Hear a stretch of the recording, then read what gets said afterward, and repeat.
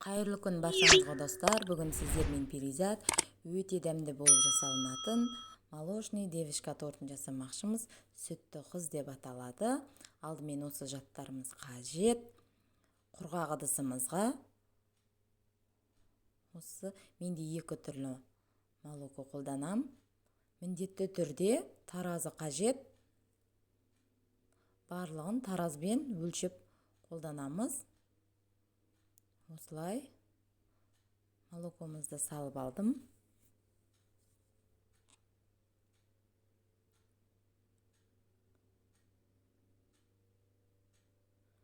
Құрамының барлығын мен описание бөлімінде қалдырамын.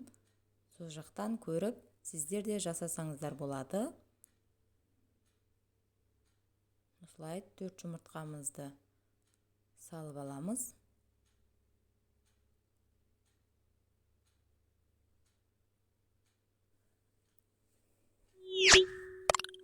Менің YouTube каналыма тіркеліп, мына қоңырауша белгісін басып кетулеріңізді сұраймын. Бөлме температурасындағы сары майымызды салып, араластырып,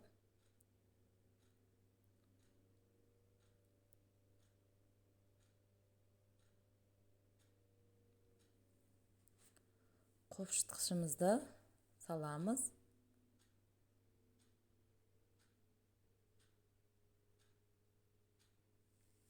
Осылай араластырып, ұнымызды електен міндетті түрде өткізуіміз қажет.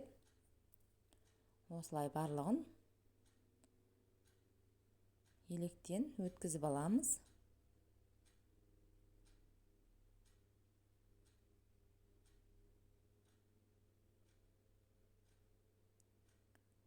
Осылай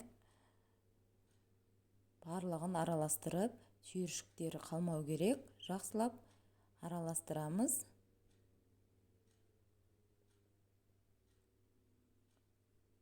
Холодильникке жарты сағат немесе 1 сағат демалдыруымыз қажет. Сонда тортымыз, қамырымыз демалып, жаңағы міне көріп тұрғандарыңыздай өте әдемі қазір жасалынады.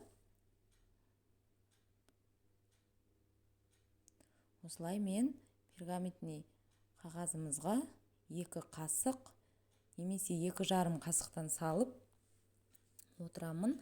Сонда 8-9 корж шығады.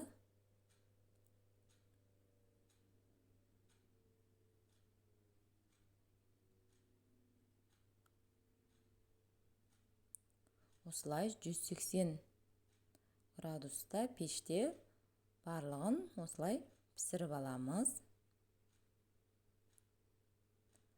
Ал піскен коржымыз, енді бұны осылай шет-шетін бәрін алып, барлығын бір келкі формаға қоямыз. Осылай барлығының шетін алып тастаймыз. Міне көріп тұрғандарыңыздай бәрін пісіріп алдым. Жыртылмайтын, міне сынбайтын корждарымыз. Көріп тұрғандарыңыздай жұп-жұмсақ. Менде 8 корж шықты. Енді арасына кремімізді жасаймыз. Менде бипак кремі.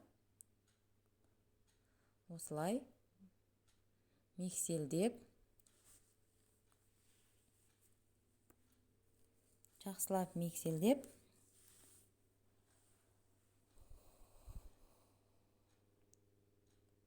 молокомызды құямыз.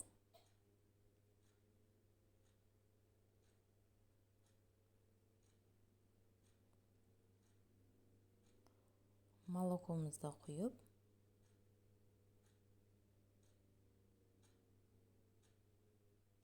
міндетті түрде барлығын таразбен өлшегеніміз дұрыс. Осылай құйып алдым.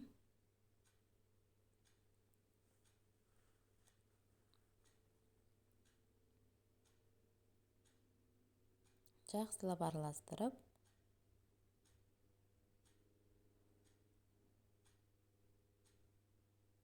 сахарный пудра саламыз.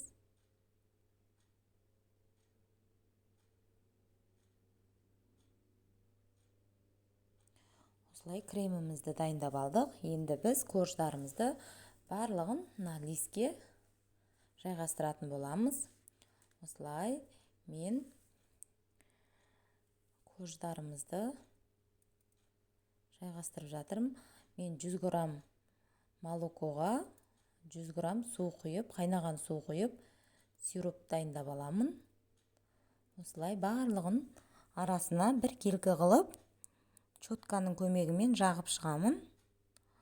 Осылай кремдерімізді 2 немесе 3 қасықтап салып, барлығын жағып шығамыз.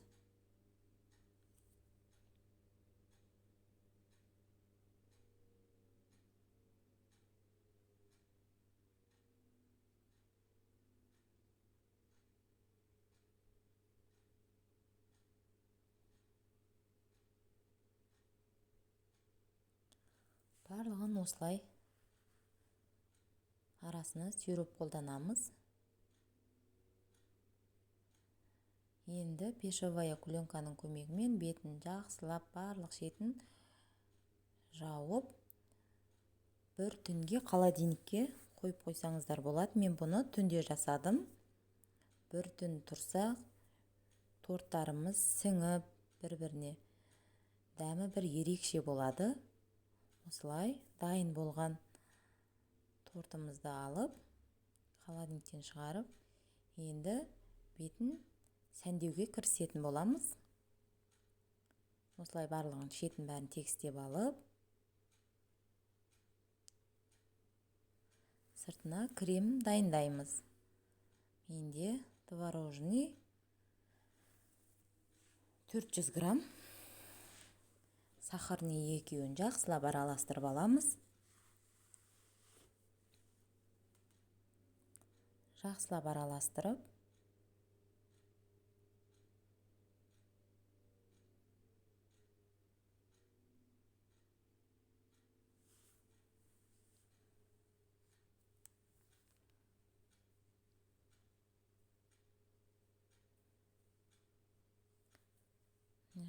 Жақсылап араластырып, осылай сливкемізді қозғап алған дұрыс. Менде міне 200 грамм сливкеге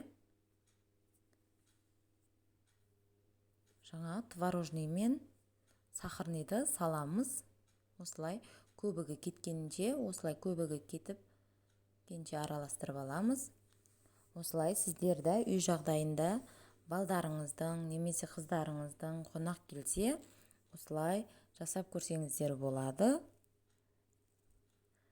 Базардан сатып алғанша.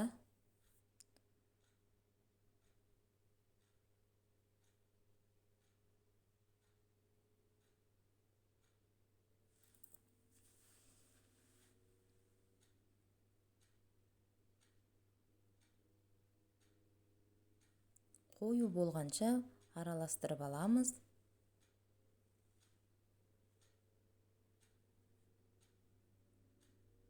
Міне, көріп тұрғандарыңыздай өте әдемі болды креміміз. Енді мен 2 түс жасамақшымын тортымызға.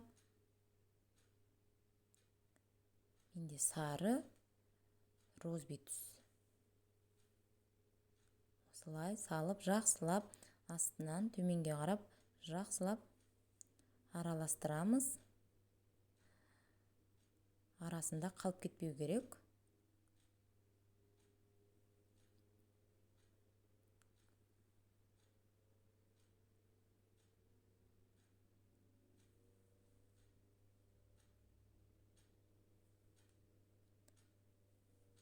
Розби түс мынауымыз.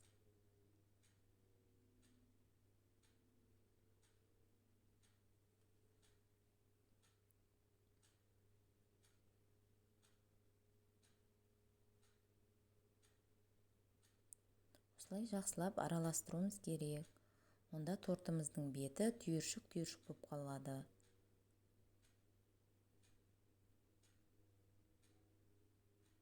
осылай пакетчигімізге салып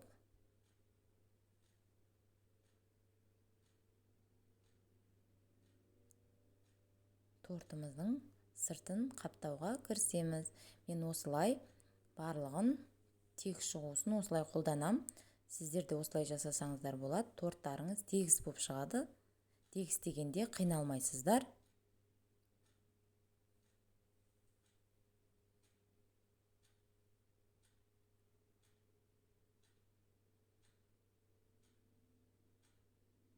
Осылай барлық кремімізді салып алдым. Енді менде 2 түспен істеп жатырмын, сәндеп торттың сыртын.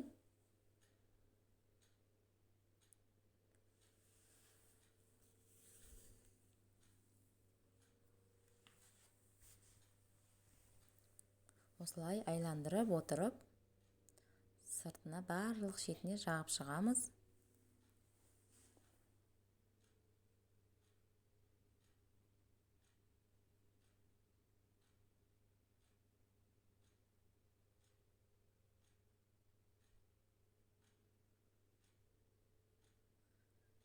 Енді бетін тегістеп аламыз. Осылай барлық шетіне жағып.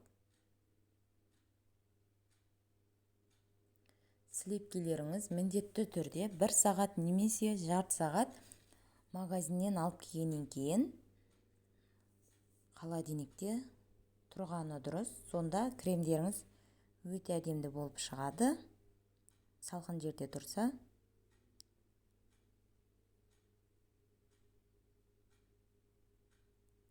Осылай шетінің бәрін тегістеп аламыз.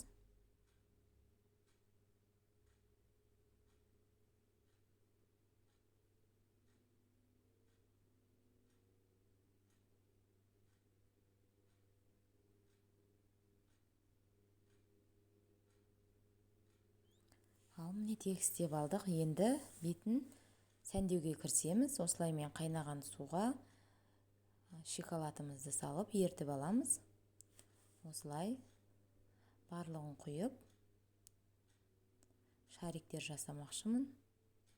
Ерткен шоколадымыздан ал шетіне шоколадымызды құйып шығып жатырмын.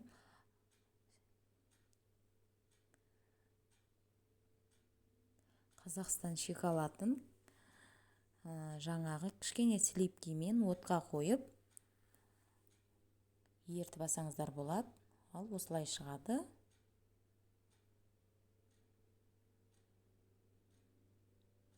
Барлық шетіне осылай құйып алдым шоколадымызды. Енді бетін сәндеуге кірісеміз.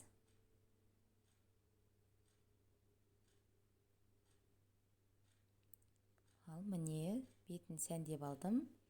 Енді шетіне жылтырақты осылай шашып шығып жатырық.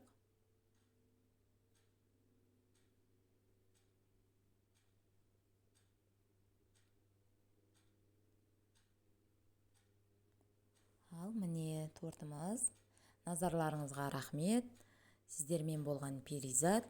Өте дәмді болып шығатын молочная девочка деген тортымыз. Менің YouTube каналыма тіркеліп, қоңырау шалып, белгісін басуды ұмытпаңыздар. Сіздер де осылай жасап көрулеріңізді ұсынамын. Өте дәмді болып шығады. Рахмет сіздерге.